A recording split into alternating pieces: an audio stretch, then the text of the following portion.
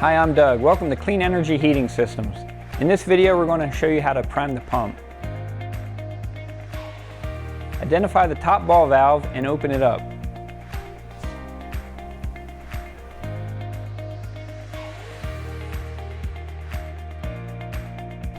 Once the ball valve is open, add oil, enough to fill the canister filter and suction line, and verify that the oil has risen to the top of the ball valve, and close the valve. Tell the furnace to start using the wall thermostat.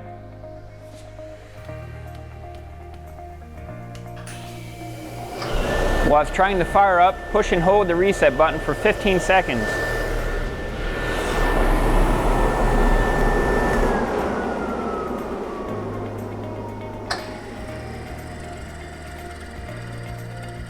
The yellow light will come on to indicate the button has been held in long enough. Then release the reset button and the yellow light will turn off and the burner will attempt to start. While it's attempting to start, click the reset button.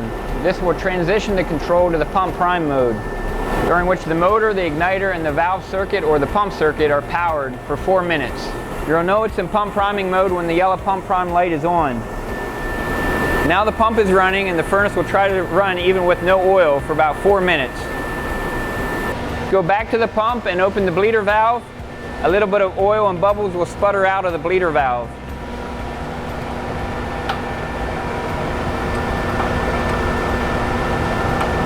Keep the bleeder valve open until we have a solid stream of oil, and then close it. Make sure you have a bucket handy to catch the oil coming out of the bleeder valve.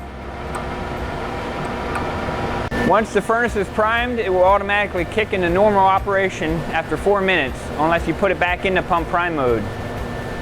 The furnace will only stay in the pump priming mode for 4 minutes, so you may have to put the furnace in the priming mode a couple of times to fill the oil line and deliver a steady stream of oil to the furnace. You may have to prime the pump on a new install or after you've changed the filter or if you've run out of oil. Call your local dealer or call us if you have trouble. We're all here to help. Thanks for watching.